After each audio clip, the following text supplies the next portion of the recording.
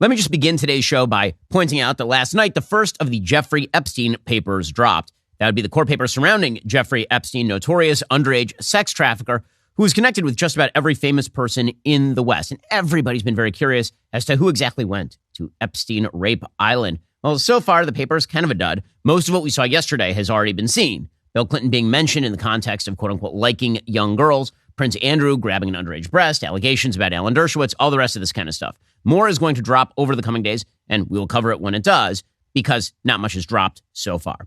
Okay, so now on to the actual news. The 2024 election is coming, and right now it is advantage Donald Trump. Trump is leading by 2.2% in the Real Clear Politics polling average. It doesn't sound like a lot until you realize that Trump trailed Joe Biden in that same average on Election Day 2020 by 7.2%. He only lost the popular vote by 4.5%, a difference of 2.7%. Or that Hillary Clinton was leading in that same average by 3.2% on Election Day 2016 and only won the popular vote by 2.1%, a miss of about 1.1%. In other words, Donald Trump almost always outdraws his Real Clear Politics polling average number. So if he's up 2.2, that means he's actually up more. What's more, Joe Biden is totally stuck. As political scientist Roy Teixeira, who is not a right-winger, writes today in the Washington Post, quote, in his 2020 campaign for the nomination, the longtime former senator had a better sense than other Democratic candidates of the normalcy that voters were looking for after more than 6 months of a pandemic accompanied by lockdowns and an economic crash. But there was a catch. After Joe Biden clinched the nomination, says Teixeira, he felt it was necessary to incorporate the views of the party's left into his campaign's policy stances and outlook. Now, with the next campaign about to begin, Biden and his party are struggling. In other words, Joe Biden lied to his voters. He campaigned as a moderate in the primaries. He capitalized on that moderate image in the general. And then he pushed steadily to the left. And then he governed from the left. Now, says Teixeira, Biden is polling behind Trump nationally and in every swing state with the possible exception of Wisconsin. Trump is preferred to Biden by wide margins on voters' most important issue, the economy and inflation, as well as their second most important issue, immigration and border security, and on crime and public safety. Biden's approval rating at this point in his presidency, says Teixeira, is the lowest of any president going back to the 1940s when the era of modern polling began. So, what could Joe Biden do to turn that around? Well, Biden thinks that bashing Trump is going to save him. That's presumably why he's going to go on a Trump-bashing tour beginning this week, labeling Donald Trump a racist and a fascist. According to the Associated Press, quote, President Joe Biden is starting the campaign year by evoking the Revolutionary War to mark the third anniversary of the deadly insurrection at the U.S. Capitol and visiting the South Carolina church where a white gunman massacred black parishioners, seeking to present in the starkest possible terms an election he argues could determine the fate of American democracy. He's basically going to turn January 6th into a national holiday so that everybody has to remember how horrible January 6th, day after day after day, because that's what America must fight and Trump can't be president because of January 6th. So on Saturday, Joe Biden is going to travel near Valley Forge, Pennsylvania, where George Washington and the Continental Army spent a bleak winter nearly 250 years ago, presumably to talk about spending a bleak winter this year, but it will swing into a wondrous summer under a second Joe Biden term. There, he's apparently going to decry Donald Trump for the riot by a mob of his supporters who overran the Capitol, says the Associated Press, in an attempt to overturn the 2020 presidential election. So, Valley Forge speech to talk about January 6th. Here's what George Washington and Donald Trump insurrection. All right. 2 days later, the president is going to visit Mother Emanuel AME Church in Charleston, where 9 people were shot and killed in a June 2015 white supremacist attack. Now, you may note the date on that, June 2015. Barack Obama was still president of the United States. And the idea he is going to suggest here is that Donald Trump's followers are the kinds of people who murder black people going to church. That is what he's going to do. It's going to be disgusting. And it's not going to be anything quite shocking from Joe Biden, given the fact that this is the same guy who once suggested that Mitt Romney was a vicious racist who wanted to re-enslave black people. Joe Biden is kicking off 2024, says the Associated Press, by delving into some of the country's darkest moments. Rather than an upbeat affirmation of his record, is meant to clarify for voters what his team sees as the stakes of November's election. During both events, he will characterize his predecessor as a serious threat to the nation's founding principles, arguing that Trump, who has built a commanding early lead in the Republican presidential primary, will seek to undermine U.S. democracy should he win a second term. This is not going to work at all. It's not going to work because here's the thing. Everybody knows Trump. Everything is baked into that cake. Everything. The eggshells, howitzers, like everything is in the cake already. Everyone knows what they think of the cake. Some people love the cake. Some people hate the cake. Nobody has no opinion on the cake. Everyone knows that Trump's 2020 post-election activities, even if they despise them and think they were really bad, didn't actually change the outcome of the election. Joe Biden, after all, is the president and has been the president since January of 2021. What's more, the pitch that Trump is more racist than Biden, that he's some sort of crypto white supremacist, that pitch does not work. It just doesn't. Joe Biden is the DEI president. He talks about equity, infusing all of his policies. He talks about it all the time. So this idea that Trump is more racially polarizing than Biden, that's not what the polls are showing. The pitch that Trump is a fascist isn't going to work either, because as even George Will, a Trump opponent of high ardor, points out, quote, Joe Biden is, like Trump, an authoritarian recidivist, mostly stymied by courts. That is from a person who really, really, really dislikes Donald Trump. George Will says, quote, instances of Trump's anti-constitutional behavior have been amply reported and deplored. Biden's less so, although they, for example, the eviction moratorium, the vaccine mandate, the cancellation of student debt, and judicial reprimands of them have been frequent. And then George Will points out that Joe Biden has been attempting to overrun the Federal Vacancies Reform Act by basically attempting to appoint somebody, that person being rejected by the Senate, and then him waiting for some sort of break in the action to reappoint that same exact person. Most of all, Joe Biden's hope that hatred for Trump will somehow save him, that's predicated on another false idea. And that idea is that Donald Trump will jog Republican turnout, but he will really, really, really jog Democratic turnout. And that's, an arguable proposition. The truth is that in every election since 2016, Democratic turnout has been up because of Trump. But here is the problem. Trump wasn't on the ballot in any of those except for 2020. What if the normal presidential election politics look more like 2016 than 2020? What if the actual norm is that Trump doesn't actually drive turnout in a presidential year in the way that Joe Biden hopes? In 2016, after all, turnout was well within historical norms. That's when Trump ran against Hillary. When it comes to turnout, as a percentage of eligible voters, here are the numbers by elections. This is the percentage turnout of eligible voters. So in 2000, it was 54.3%, very, very low. 2004, 60.1%. 2008, 62.5%. 2012, 58%. 2016, 59.2%. And so since 2004, somewhere in the ballpark of between 58 and 62%. 2020, 66.9%. That is a massive increase and also a massive outlier. And Joe Biden won incredibly narrowly based on that massive outlying increase in voter turnout. 2020 saw a voter turnout increase of 23 million voters to 160 million total voters. That is opposed to 137 million in 2016 and 129 million in 2012. So do we really think that number is going to replicate? Do we think we're going to get 160 million total voters again in 2024? Is it going to look more like 140 million voters? And if there is a 20 million vote gap between, say, 2020 and 2024 in the negative direction, 20 million fewer people vote in 2024 than 2020, who do we think that's going to hurt? If those voters disappear, those marginal voters, do we think those marginal voters were Trump voters or Biden voters? The answer in 2020 was almost certainly Biden voters, because the Democratic turnout machine was extremely heavy, because Joe Biden relied heavily on an on-the-ground operation months in advance of the election to get people to vote absentee ballot. The changing rules because of COVID meant that Joe Biden's entire turnout operation was predicated on not voting on election day. That is why you saw that blue shift happen over the course of election night, because all of the in-person votes got counted. And Donald Trump did really well with the in-person votes. And then all of the mail-in ballots started to be counted. And then Joe Biden overtook Trump in all of these various states. But what happens when the number of mail-in ballots is way, way, way lower because people aren't staying home because of COVID or voting from home because of COVID? What happens if the Republican Party doesn't shoot itself directly in the leg by suggesting that people should not vote from home? What happens when the math changes? In other words, none of these trends are good for Joe Biden, which means that Biden, if he wants to win re-election, is going to actually have to, do a good job. The only thing that could save him would be, good things happening in America. But here's the problem. The biggest problem for Joe Biden. His policies prevent exactly that. He has not made the country a better place. Very few people feel that the country is better run now than it was in 2019. And that's an easy pitch for Trump to make if he can stay on pitch. If Trump just says over and over and over, is your life better now or was it better in 2019?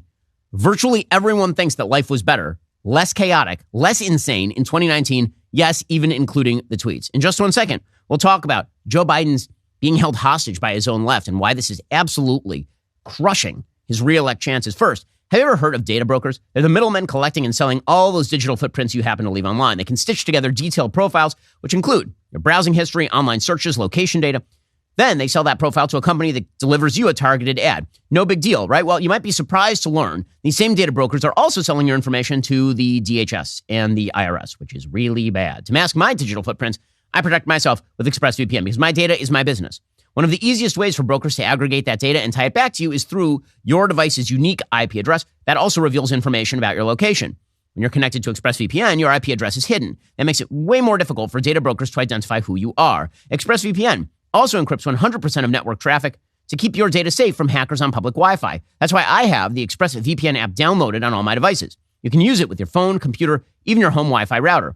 All you need to do is tap one button and turn it on, and you are now protected.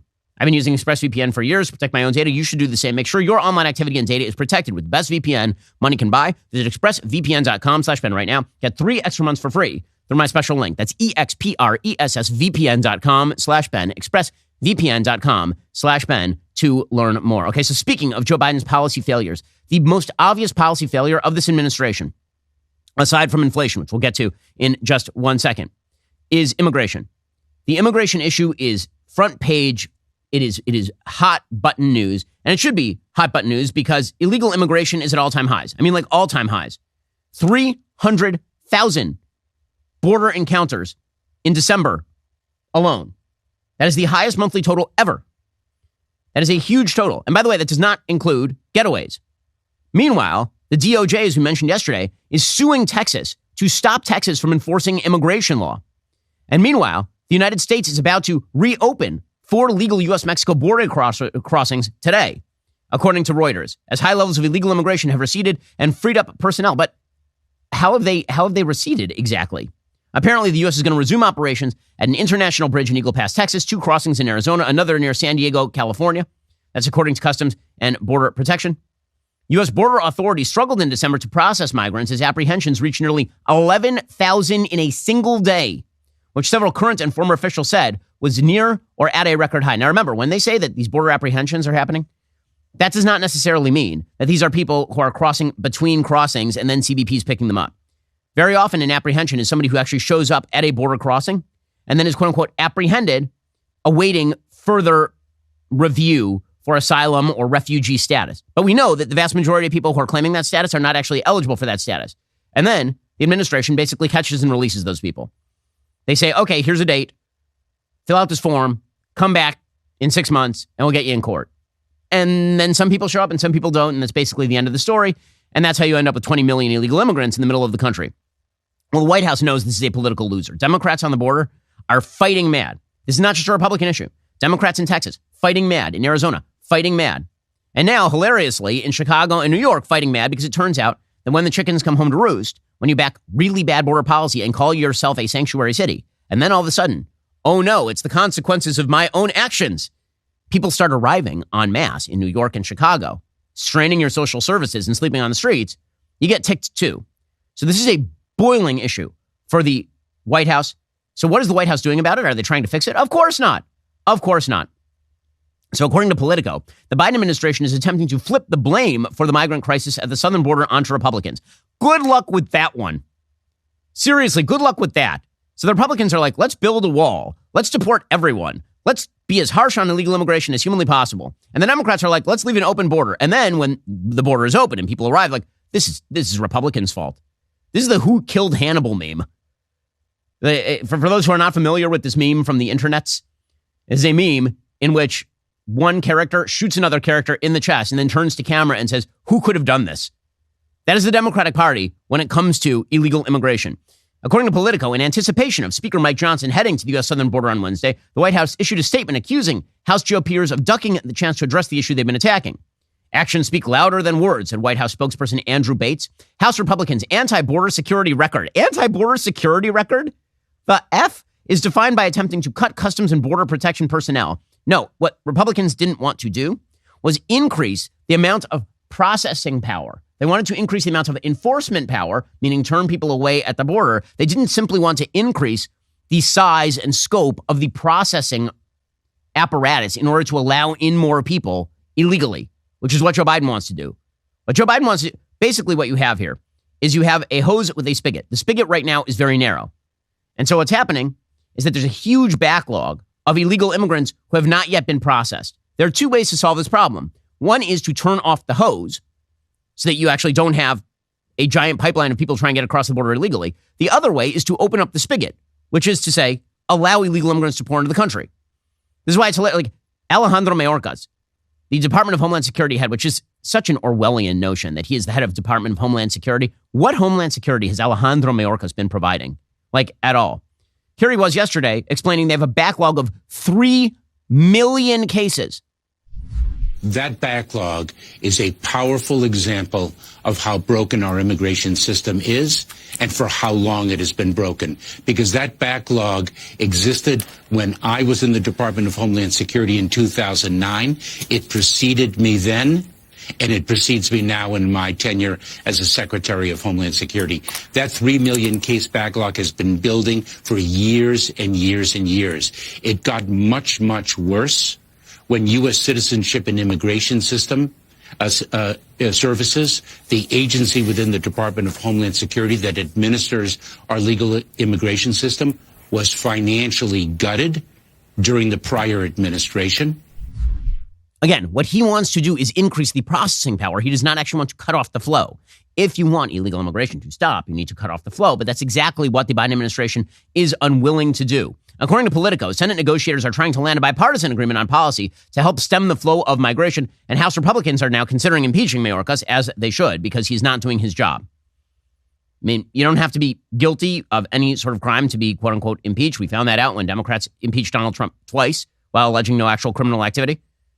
Dereliction of duty would be a big one for Alejandro Mayorkas, who has not secured the border in any way, shape, or form. It is hilarious that, so Mayorkas was asked, why exactly do you think that there's been this massive outbreak of illegal immigration? Like, way higher than it was during Trump, way higher than it was during Obama. Why is that happening? So he blames climate change and poverty, which are systemic problems in the Northern Triangle and Latin America generally.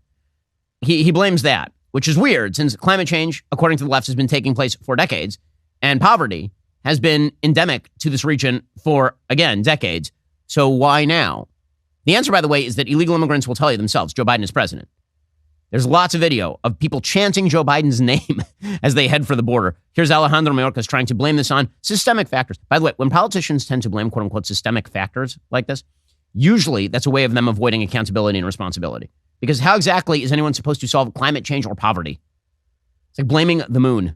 Oh man, the moon keeps making this happen. How do we stop it? We can't, because we can't blow up the moon.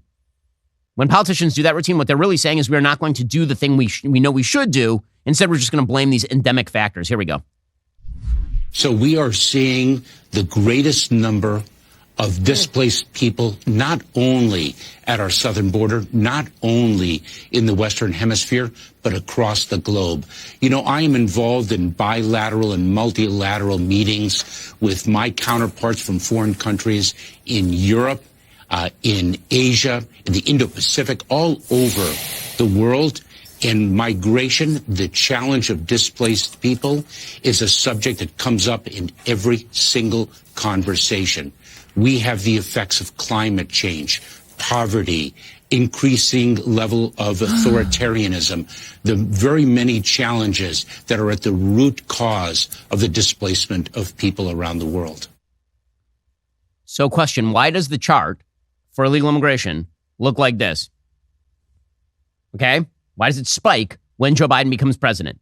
No one in the Biden administration is willing to answer that question, and the answer is perfectly obvious. It's because Joe Biden is soft on illegal immigration, and his party is soft on illegal immigration. And again, they are in hock to their left wing, because there's no reason for this. Democrats on the border understand that leaving the border wide open is totally insane. This has to be an ideological thing, truly. Because the reality is that even labor-first Democrats, people who are for unions, for example, it used to be they were very much opposed to illegal immigration and migrant labor generally because they believed it was undercutting the wage base in the United States. But now the Democratic Party has been so captured by college-educated white liberals that they seem to believe that leaving the border open is some sort of moral requirement. They're going to follow that all the way into Joe Biden losing the presidency is what's going to happen here. In just 1 second, we'll get to the continuing Democratic attempt to blame Republicans for what is, in fact, a Democratic problem. First, as we know, 2024, it's going to be a wild ride. You're already seeing the impacts of inflation at the gas pump, at the grocery store. Economic stagnation, as we'll discuss momentarily, is going to come next. It is the next shoe to drop. Well, it might be a good time to diversify your savings. It might be, because it turns out that leaving your savings in the charge of the people who run the government bureaucrats, not always the best idea. This is why you should check out my friends over at Birch Gold. For decades, gold has been the choice of investors and central banks to hedge against inflation. Birch Gold can help you create a well-thought-out, balanced investment strategy that'll help you convert an existing IRA or 401k into an IRA in gold without paying a single penny out of pocket. This month only, when you open a gold IRA with Birch Gold, you'll get a free signed copy of my book, The Authoritarian Moment, which could not be better timed. You need to text Ben to 989898 to qualify. Birch Gold has been the exclusive gold company of the Daily Wire for the past 7 years. I buy my gold from them, and you can too. Text Ben to 989898. Protect your savings. Claim your eligibility for a free signed copy of The Authoritarian Moment. Go check them out right now. Text Ben to 989898 and go check out Birch Gold right now. Okay, so back to the border crisis. It is amazing to watch Democrats try to project this on Republicans. This is not going to work. If this is their strategy, good luck. Seriously, good luck. So here's Alejandro Mayorkas again. He's the head of the Department of Homeland Security, refusing to enforce border law. And here he is blaming Texas's Governor Greg Abbott for actually attempting to enforce border law. We have taken action on the border, and we've taken action with respect to the challenges that cities across the country are facing. Let me identify one fundamental problem here, and that is the fact that we have one governor in the state of Texas who is refusing to cooperate with other governors and other local officials and coordinate efforts to address a challenge that our country, which this country should stand united to address, that our country is facing. And it's a remarkable failure of governance to refuse to cooperate with one's fellow local and state officials. What in the world? Again, it is the federal government currently suing Greg Abbott to stop him from enforcing federal immigration law. Meanwhile, Karine Jean-Pierre, world's worst press secretary over at the White House, she says that Joe Biden still has confidence in his DHS secretary. They're going to run this playbook right into the ground. It is political malpractice. I mean, what's happening here, just from any objective point of view, if you're an alien from outer space and you arrived in the United States and you saw a crisis at the southern border, a president in the low 40s, high 30s approval rating in a re-elect fight where the border is going to be a major issue, shouting that his opponents are responsible and we're going to basically leave things in place, you'd be like, what in the world is even happening here? But that's what the Biden administration is doing. The House committee is moving ahead with impeachment proceedings against Secretary Mayorkas.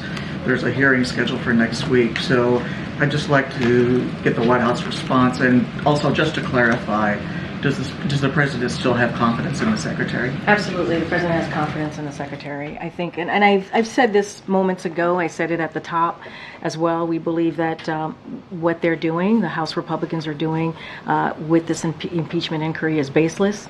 We believe that it's a political stunt. And we believe there's no time for that right now. There are things that the American people want us to get done.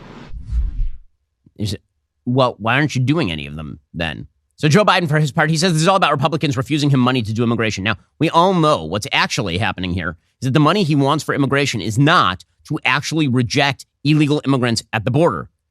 He does not want a remain in Mexico policy. He tried to walk that back.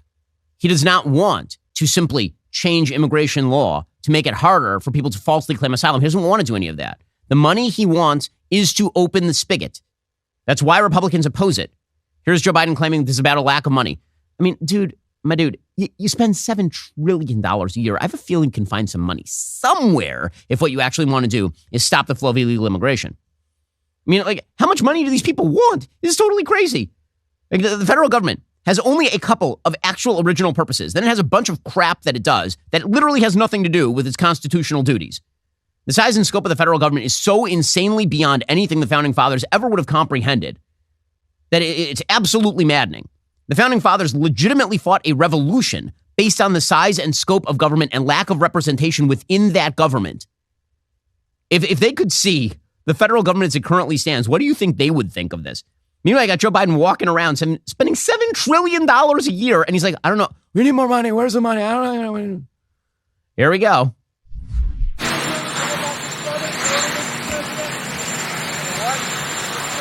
So are you going to do anything about the southern border? What? The southern border, are you going to do anything about it? We got to do something. They ought to give me the money I need to protect the border. They ought to give me the money I need to protect the border. You're right. We're not spending enough money. Our national debt is $34 trillion with a T. Trillion dollars. He is spending more money than any president has ever spent. Ever. But the problem is shortfalls of cash, apparently, according to Joe Biden. Nailed it. But except that we know that that's not true. Because right now, Joe Biden is requesting another giant supplemental bill. That giant supplemental bill includes like $60 billion in aid to Ukraine, $14 billion in aid to Israel, some billions of dollars in aid to Taiwan. And Republicans said, okay, well, we're going to add some border security here. Because you know what? As long as we're helping to secure foreign allies, perhaps we should secure our southern border a little bit.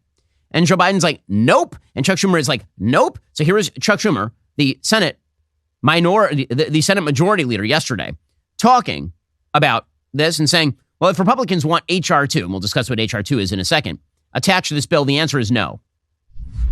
When the House clings to H.R. 2 as the only solution, which every Democrat has voted against, I believe both House and Senate, certainly every Democratic senator voted against it. I think every Democratic House member voted against it as well. If not, it was almost everyone. We're not going to get a deal.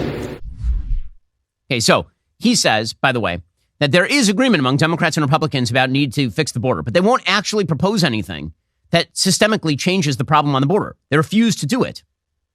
Senator Chris Murphy of Connecticut is the lead Democrat in the border talks. He says, I think if the Senate gets something done in a bipartisan way, it'll put enormous pressure on the House to get something done as well. Well, so far, they haven't done a very good job of it.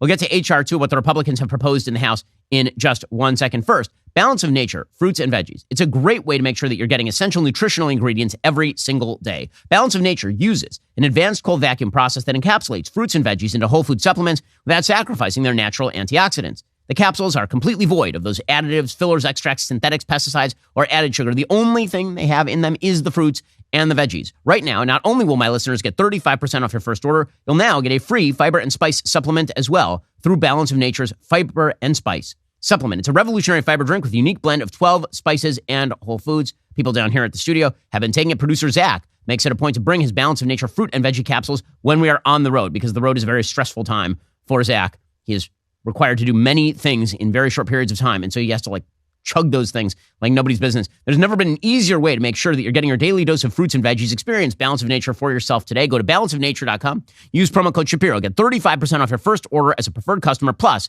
get a free bottle of fiber and spice. That's balanceofnature.com. Promo code Shapiro for 35% off your first preferred order. Plus, a free bottle of fiber and spice. Okay, so what exactly is it that Chuck Schumer is rejecting here? What exactly is it that is so terrible? So there's something called the Secure the Border Act of 2023. So the Secure the Border Act, which is H.R. 2, is a fairly conservative bill. It proposes the following things. This is according to immigrationforum.org, which is actually a rather pro-immigration outlet. And here's what they say. It would reestablish Trump-era border policy, including restarting construction on the border wall. It would reinforce the definition of operational control as the prevention of all unlawful entries into the United States, including entries by terrorists, other unlawful aliens, instruments of terrorism, narcotics, and other contraband. So all unlawful entries, that would be now the goal of operational control. It would require the DHS secretary to incorporate physical barriers, infrastructures, and technologies to achieve situational awareness and operational control of the U.S.-Mexico border.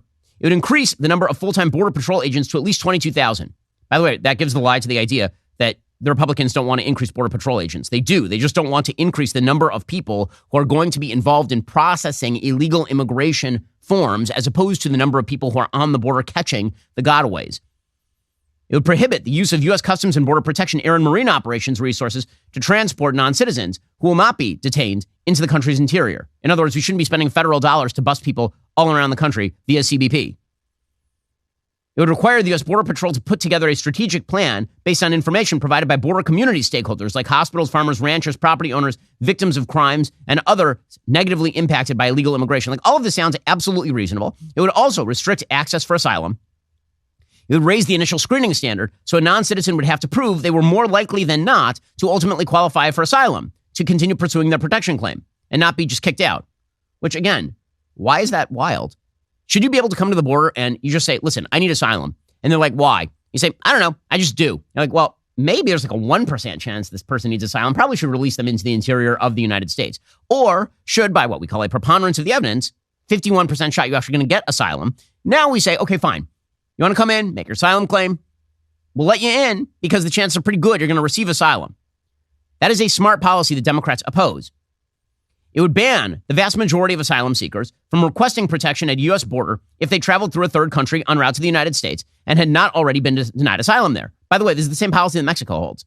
So the basic idea here would be that if you come up to the U.S. border and you did not request asylum in Mexico first, you need to go back to Mexico and request asylum there. And then if they deny that, then you can come to the United States and request asylum. But you shouldn't be able to pick and choose the best country just because it is the best country. If you are truly requesting asylum, meaning you're trying to avoid the worst possible scenario, that does not give you automatic access to the United States. It would restrict asylum claims generally to migrants who arrive in the U.S. at an official port of entry. So you can't go between the border crossings, cross the Rio Grande, run into the United States, and then claim asylum. You have to actually go to a border crossing in order for us to process you normally. None of this seems wildly crazy. It would also explicitly end the existing presumption against detaining a non-citizen child accompanied by family, making it easier for families with minor children to be held in detention. Because right now, one of the big problems is that you're not allowed to hold a child in detention facilities with family, which leads to separations at the border between children and parents, which has then been used as a lever to release the parents. So now it's saying, okay, well, how about we just keep the families together, which again makes some sense. It would require DHS to actually reestablish family detention, requiring parents and kids who enter together without authorization to be held together in immigration detention. And then say that this satisfies the Flores settlement agreement. The Flores settlement was an agreement come to by the Clinton administration and the federal judiciary with regard to non-separation of children from families. Again, all of this is perfectly normal and natural. This is the stuff that Joe Biden is opposing. This is stuff Chuck Schumer is opposing. So much opposing, by the way, that they would rather kill Ukraine aid than pass it. The bill would criminalize overstaying a legal visa. So if you overstay your visa, that makes it a criminal penalty. They don't want to do that. They want you to be able to just, pay a fine or something. They want to redefine what it means for parole to be granted on a case-by-case basis, so you can't categorically just declare that people are paroled, like DACA. And all of this, and it would add to E-Verify. So employers would actually have to check the immigration status of the people they employ. Why is any of this remotely controversial? If you polled each one of those propositions, I guarantee you those are 70% propositions. 70% of Americans probably agree with every single thing that I just said. Who disagrees? I mean, but Democrats are ideologically committed to this. For example, Representative Khanna. By the way, I like Khanna. He's been on the show. I think he's an honest person, even if we disagree on a lot of policy issues. Democrat from California. He says, I'm not in favor of changing parole and asylum in favor of Ukraine aid. I mean, first of all, you should be in favor of it just without Ukraine aid. But the fact that Democrats are willing to take what they say is the top national security priority, not allowing Ukraine to be eaten by Russia, and subjugate that, subsume that, get rid of that, sublimate that to the open border policy is totally crazy. Here's Khanna. How crucial is that aid for Ukraine right now? It's absolutely crucial, and we should have a standalone up or down vote on the aid to Ukraine. And I strongly support the aid to Ukraine. But what I don't support is getting rid of the America's commitment to asylum or parole just to give aid to Ukraine. I mean, we're not going to compromise our entire values as a nation over that. I mean, values as a nation? I didn't realize that value as a nation was allowing people to make spurious claims of refugee status. All of this plays directly into Donald Trump's hands. I say, the radical left capturing Biden has been the downfall of his administration. Donald Trump has a piece in the Des Moines Register, ahead of the Iowa caucuses, talking about Joe Biden's border disaster. And he says, of course, he didn't write this, but this will be the policy he implements. See, this is the thing about Trump. This is the thing that conservatives like me understand. Donald Trump says a lot of crap when he's tweeting. His actual policy gets made by the people around him. The people who can convince Donald Trump of their policy end up getting their policy actually passed, made law, implemented. This is why you have 3 conservative Supreme Court justices and not randos that Donald Trump picked out of a lineup. It's not because Donald Trump has deep engagement with the issue of Supreme Court jurisprudence. It's because Leonard Leo was telling him, here is a list of justices who will probably be good. And this is just how Trump works. And everybody who's going to vote for Trump basically understands this. Trump has some very good political instincts, and he has some very bad habits on Twitter. And then if he surrounds himself with the right people, he tends to implement some pretty good policy, which is why, again, he is leading in the polls. We'll get to Donald Trump's proposed border policy. Again, he's skunking Biden on this issue. It's amazing to me that Biden won't compromise with the Republicans in an attempt to at least neutralize the issue. It's totally wild. We'll get to that in a second. First, now is the perfect time for your family to discover BentKey. And we've talked to you about BentKey. It is an entirely new streaming platform for kids' entertainment. It's been created by us here at the Daily Wire. Why does that matter? Well, because you can trust that when we say that we'd put our kids in front of this content, it's going to be good for your kids as well. And there's no one more protective of their kids than I am with my kids. Like literally no one on planet Earth does not exist. So if we made an entire outlet dedicated to making sure that you can put your kids in front of the TV and they'll be entertained, they'll enjoy, they'll want to watch, and by the way, it's going to be safe and good for your kids, you can trust me on this one. BentKey is dedicated to telling timeless stories kids will love and parents can trust, all 100% ad-free. We've had hundreds of thousands of downloads, hundreds of 5-star reviews. BentKey is quickly becoming a favorite for parents, grandparents, teachers, and more who believe their kids deserve the best. It's an amazing gift for yourself. It's an amazing gift for your kids. New episodes are released every single Saturday. We brought back the Saturday morning cartoons. If you have a Daily Wire Plus membership, you already have access to BentKey. If you're not a member, this is your invitation to try BentKey for free. That is right. Right now, we're giving everyone a 14-day free trial of premium kids content over at BentKey. So just go give it a try. I promise you're going to love it, and your kids are going to love it. Log on to bentkey.com, use code UNLOCK at sign up, and start your free trial today. Okay, meanwhile, as you say, when it comes to immigration policy, Joe Biden is blowing it, and it's playing right into Donald Trump's hands. He has a good piece over the Des Moines Register, obviously not written by Donald Trump. Doesn't matter. It's the policy Trump will implement. He says, under the Trump administration, we had the most secure border in U.S. history. We ended catch and release and removed over 1 million illegal aliens in my first term. I negotiated unprecedented agreements with Central American nations and brokered remain in Mexico to stop the flow of migrants to our border. I got the Mexican government to deploy tens of thousands of soldiers to the border free of charge. Every step of the way, we fought obstructionist left-wing judges and radical Democrats who tried to stop us, and we won. And he says, now you're witnessing the disastrous results of Joe Biden. Biden came in, canceled the border wall, ended remain in Mexico, ripped up my asylum bans, ended Title 42, and began resettling millions of migrants into American communities at taxpayer expense. And now you are witnessing the disastrous results. We have the highest number of illegal border crossings in history by far. On my first day back in office, I will terminate every open borders policy of the Biden administration and immediately restore the full set of strong Trump border policies. Then we will begin a record-setting deportation operation.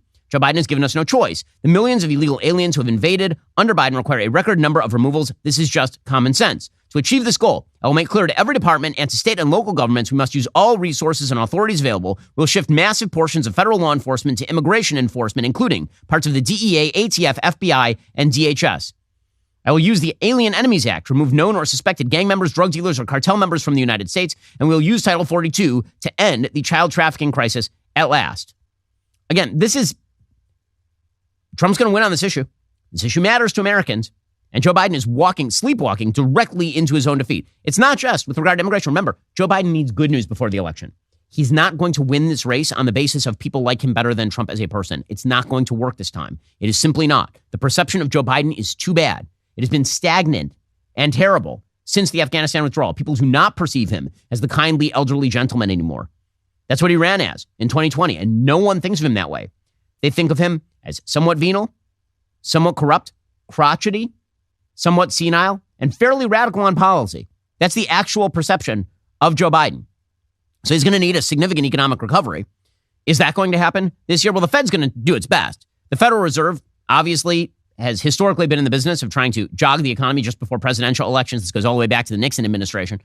Well, according to the Wall Street Journal, Federal Reserve officials thought they were done raising interest rates when they decided last month to hold them steady. But minutes of the meeting didn't reveal a meaningful debate about when to start lowering rates. While nearly all officials anticipated policy rates would eventually be lowered before the end of this year, the written account of their December 12th and 13th meeting released on Wednesday underscored heightened uncertainty over how to navigate the next interval of monetary policy after the most rapid increase in interest rates in 4 decades. So they're really not sure how much they're going to reduce the rates. I guarantee you they're going to try to reduce the rates this year, because if they don't, the economy is going to start to stagnate. In fact, we are already seeing that.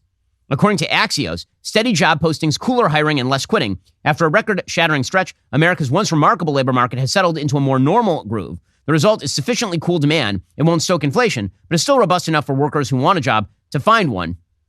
Other signs point to a continued cool down. As the year came to a close, hiring eased slightly to 5.5 million. That's 363,000 fewer hires than in October. The number of quits, which is how many people are quitting their job to find another job, is down fell down to 3.5 million. That's down 157,000. This is back down to below December 2019, this is just the beginning. Because again, what goes up must come down. At the very best, you're going to get a slow recovery from here on in. It's going to look like Obama numbers. This is why the New York Times reports that auto sales are expected to slow after 2023. Edmunds expects the industry to sell 15.7 million vehicles this year. That would amount to only a modest increase from the 15.5 million sold last year. That is when sales jumped 12%. The credit situation is not great for people because all of the interest rates are up. And that means that people are going to be buying less.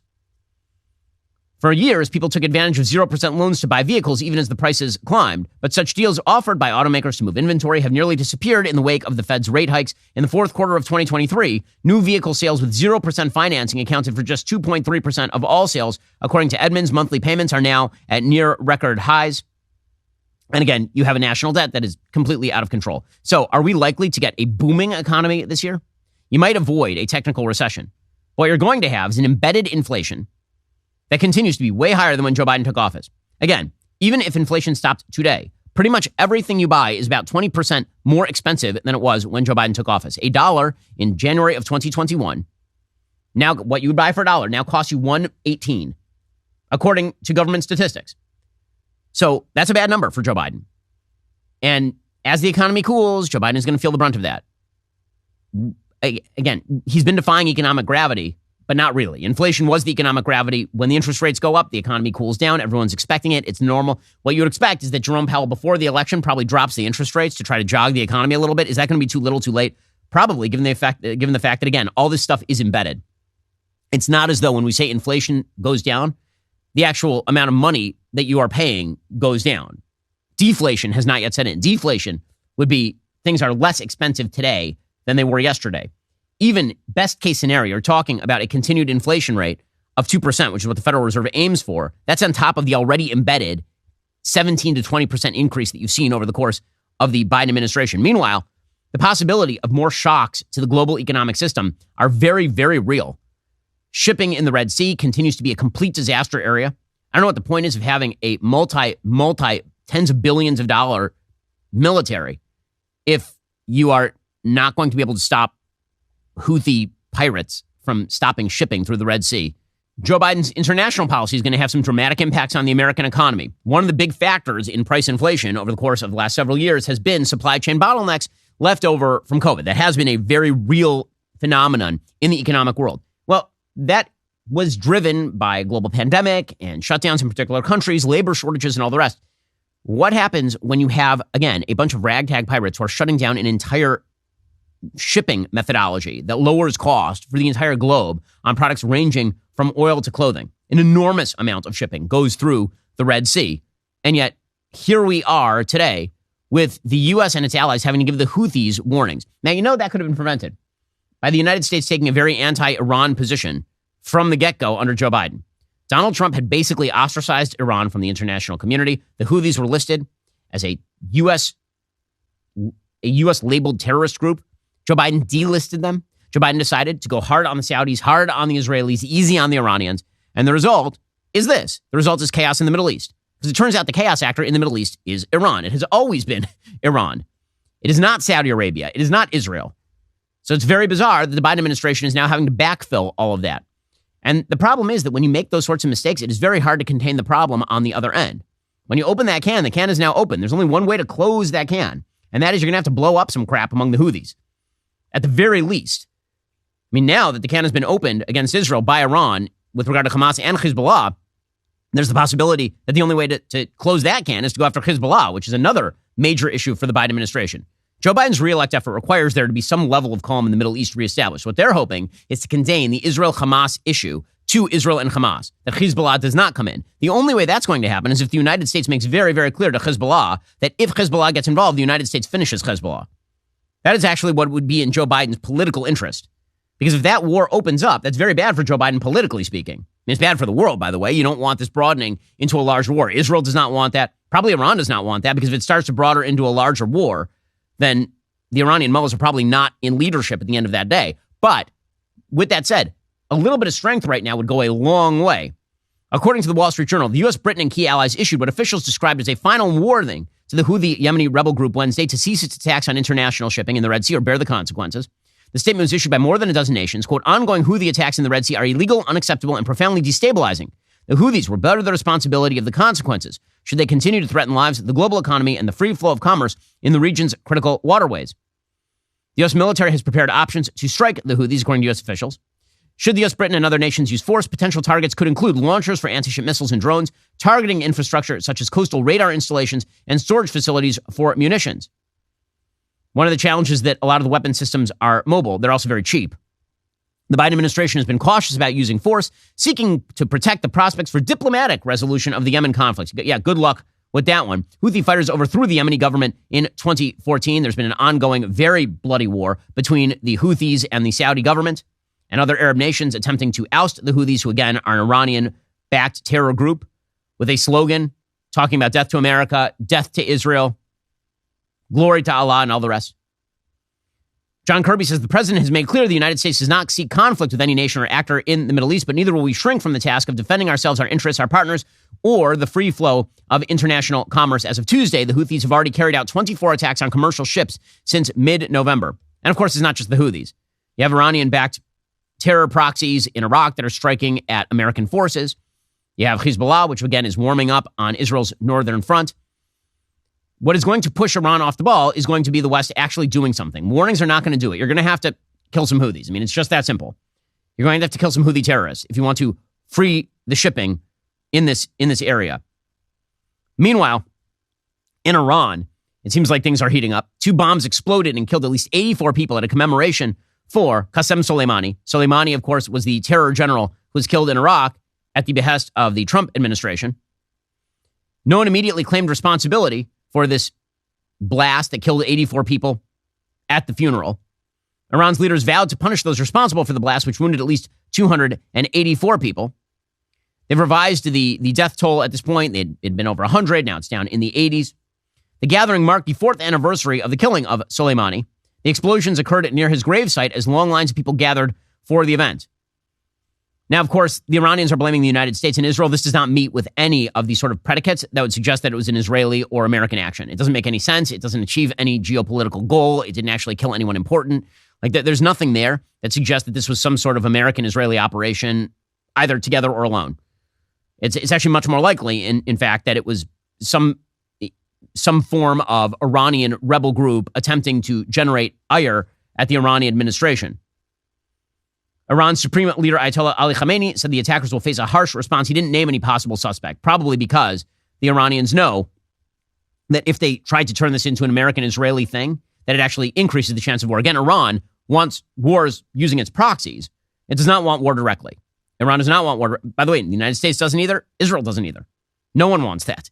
That doesn't mean it won't happen. In the theory of world wars, okay, here's a quick theory of world wars. World wars begin when you have a series of popping popcorn kernels and no one actually turns down the heat. When those series of popping popcorn kernels start to increase, when the heat increases, it's like a pop here and a pop here and a pop here, and then all of a sudden everything's popping all at once. Okay, that's what you're starting to see in the Middle East. It started off with this Hamas attack. That was one popcorn kernel. Then you started to see Hezbollah attacks, and that was another popcorn kernel. And you saw the Houthi attacks, and that is another popcorn kernel. You saw attacks in Syria, attacks in Iraq. These are more popcorn kernels. And eventually, if this continues, someone in the Iranian government is going to authorize a strike against an American target. They're going to sink an American ship or something, and then America is going to pummel them. There's one way to stop that, which is stop the popcorn kernels from popping. And you can't stop them from popping simply by appealing to them to stop. You're going to have to actually quash them where they are. You have to let Israel finish off Hamas. You have to threaten Hezbollah that if it gets involved, that America will finish off Hezbollah directly. That's the reason we have aircraft carriers stationed in the Mediterranean. It's not because I or anyone else wants America at war with Iran. It's because I want America not at war with Iran. That threats are useful. Credible threat of force is a very significant deterrent. It always has been. It's why the United States is going to have to blow away the Houthis. Because if they continue to achieve quote-unquote victories against international shipping in the Red Sea, do you think that incentivizes more attacks or does it disincentivize more attacks? Again, Sunnis are probably responsible for what just happened in Iran. According to the AP, Sunni extremist groups, including the ISIS group, have conducted large-scale attacks in the past that killed civilians in Shiite-majority Iran. That's probably what is happening here. Okay, in just 1 second, we'll get to the latest on Harvard, where Claudine Gay now has a piece out talking about how hard it is to be Claudine Gay, how she's really a victim. We'll get to that in a moment. If you're not a member, become a member, use code Shapiro at checkout for 2 months free on all annual plans. Click that link in the description and join us.